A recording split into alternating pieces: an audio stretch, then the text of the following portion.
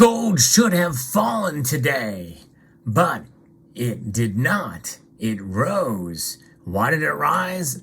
Because of a new fears of another bank failure. Fresh off of the stock drop, massive drop today.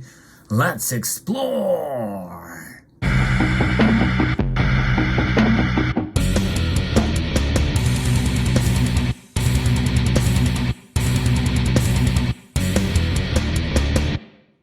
The dollar index is up, and that has sent silver actually down.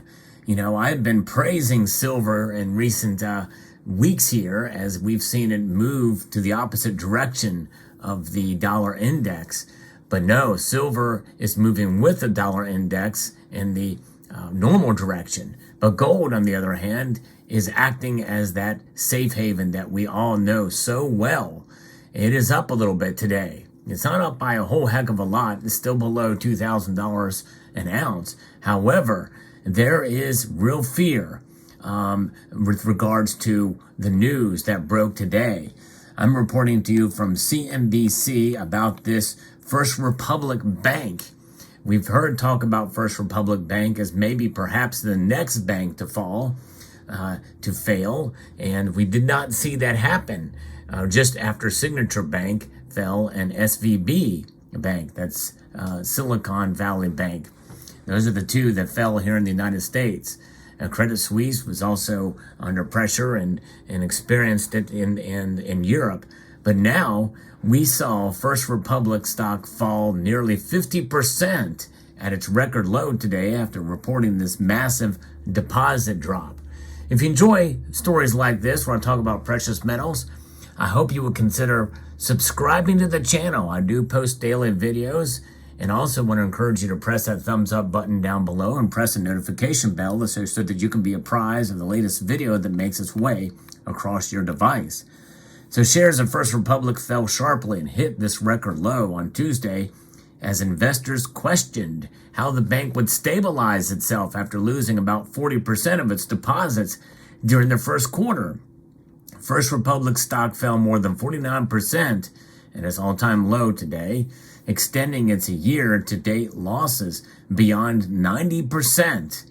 It closed at $8.10 per share, its lowest closing level on record. It is rebounding in aftermarket trading slightly. The decline comes after the bank's first quarter earnings report, which showed that First Republic's deposits shrank by 40.8% during the quarter as customers pulled their money following the collapse of Silicon Valley Bank. First Republic's quarter-end deposits included a $30 billion infusion from 11 larger banks that were meant to stabilize the broader financial system. Excluding those funds, First Republic's net outflows would have toppled $100 billion, so that is what kept it together. I also reported on that when that occurred. But even as such, we're seeing this massive drop today, which means they may not be out of the woods yet. And so that is what's affecting gold's price. Now, there's other things that are affecting it as well, too, although not as much, as we await more news about what the Federal Reserve is going to do. Now I'm reporting to you from Reuters as I reference this piece here, as gold has gained as traders are hunkering down for economic cues. And those economic cues are having no effect on silver right now. In fact, the gold to silver ratio is sitting up now to exactly 80 to 1. 80 ounces of silver to buy 1 ounce of gold. In fact, I did buy a little bit more silver today on the very, very modest dip. This little piece from Tokelau. Yes, indeed. Still believe in silver, still stack it, and it is still above $25 an ounce. But that's a story for another day. We're talking about what's going on with gold right now, because it is fascinating to see gold performing the way that many of us think it should. You know, this is the time when gold should react, and react independent of what the dollar does, because it's about concerns in the marketplace. And there are legitimate concerns out there. And steeply lower treasury yields are playing a role here. Counter pressure from a stronger dollar. while investors awaited a slew of U.S. economic data due later this week that could sway the Federal Reserve's interest rate hike stance. So there you go. Lower Treasury yields are playing this role here in countering this dollar. So no matter what the dollar does, in this case, it looks like the Treasury yields are beating out. Yeah, but it's not having that effect on silver. And so these data are due later this week that could sway the Federal Reserve's interest rate hike stance. The rival safe haven dollar rose 0.5%, making bullion more expensive for buyers holding other currencies, while benchmark 10-year Treasury yields fell by their largest amount since March. And that means, and so gold still rose even though the dollar index is up. Down, I'm sorry. The weaker U.S. consumer confidence report and lackluster manufacturing data fanned fears of economic slowdown, lowering the bets. Lowering the bets for manufacturing data fanned fears of economic slowdown, lowering the bets for a rate hike next week. So, yes, interesting.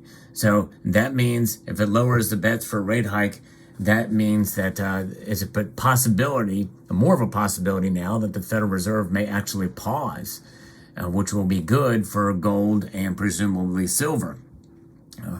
They now see a 73% chance of a 25 basis point rate hike at the May 2nd and 3rd meeting. Next on the radar is a quarterly gross domestic product data scheduled for Thursday following the reading on the core personal consumption expenditures PCE index, the Fed's favored inflation gauge, on Friday. The Fed would do its best to try and hold rates higher in order to quell inflation, but that likely means that it would be a constraint on the economy growing as quickly, according to Everett Millman of Gainesville Coins. No matter what decision they have to make, it's probably going to result in some type of stress, and that looming uncertainty is certainly what gold is going to be sensitive to. While gold is considered a safe haven during economic uncertainties, higher interest rates dull appeal for the zero-yielding bullion. And that's right, and that's just it. And what are those type of people that are not attracted to the zero-yielding bullion? Those are people who buy it in paper form, in electronic form. Electronic gold is ETFs. It's just an exposure to the price of gold. It's not gold itself. Having it in physical form, such as the examples you see here, well, we have skin in the game, that's for sure. And not only do we have skin in the game, we've got to protect it.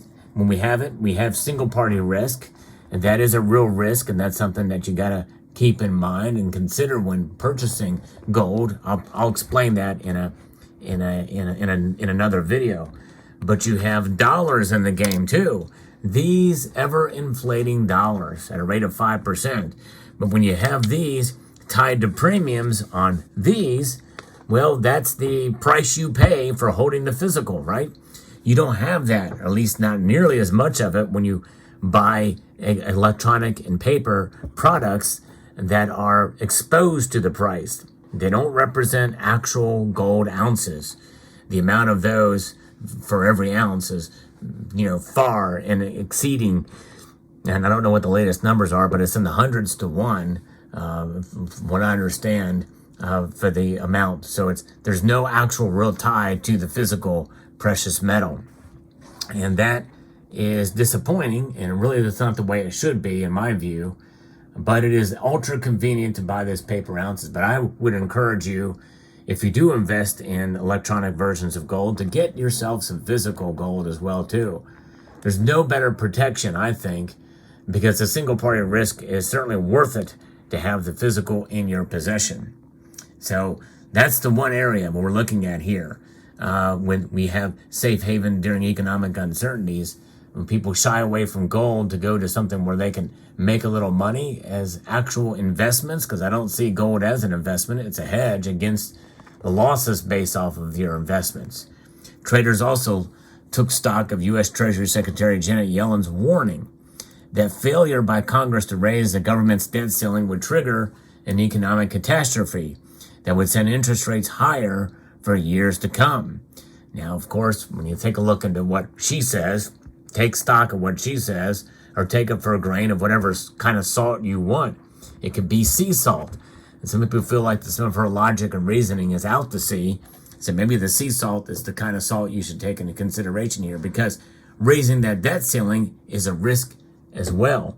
We're sitting at $31.5 trillion in debt right now, with deficit spending out the wazoo, the debt to GDP ratio at wartime highs, and it is insane. And so we must go to fiscal sanity. What's the best way to fiscal sanity? Is to keep your own fiscal house in order, to pay off debt with these. That's right, you need these to pay off debt, and to also accumulate debt-proof precious metals. And gold is the ultimate form of wealth preservation in my view, even more so than silver. It's proven itself time and time again, and this is why I accumulate and have focused more on gold as of late in the last 5 years, actually close to 6 years now, and I'm hard at it, and that's part of what it's about. And you know, you can pack a lot of wealth in a very small, tiny space. Yes, indeed, you can. And so that's one of the motivating factors for me to be able to have gold in my possession. It's beautiful to look at. It's timeless, and it will continue to have value for years to come, for millennia to come, when it's all said and done. No matter what happens to the economy, no matter what kind of technology comes in play, nothing beats gold in terms of that ultimate store of value. So there you go. Let me know what your thoughts are in the comment section below. I hope you found this video insightful, educational, and informative. I would like to extend a multitude of gratitude to you all for taking the time to watch this video. And yes, I want to encourage you to please rate this video. That means press the thumbs up button down below. Share it with all of your family members, with your pets, with ants on the street, you know, fire ants even. And on any social media platform you can think of, including this one. Comment and subscribe.